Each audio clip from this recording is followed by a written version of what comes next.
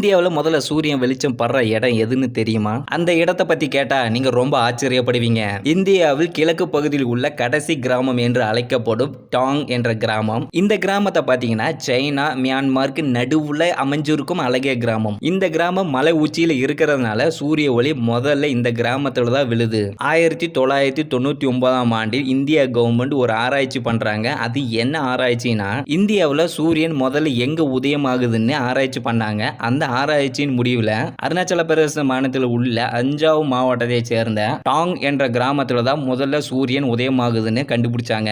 1962ல இந்தியாவுக்கும் சைனாவுக்கும் நடந்த போர்ல அஞ்சாவ் மாவட்டத்தில் சில பகுதியை சைனா ஆக்கிரமிச்சிட்டாங்க. இது சர்ச்சைக்குரிய எல்லை பகுதினால இங்கு எப்போதுமே இந்திய ராணுவம் இருப்பாங்க.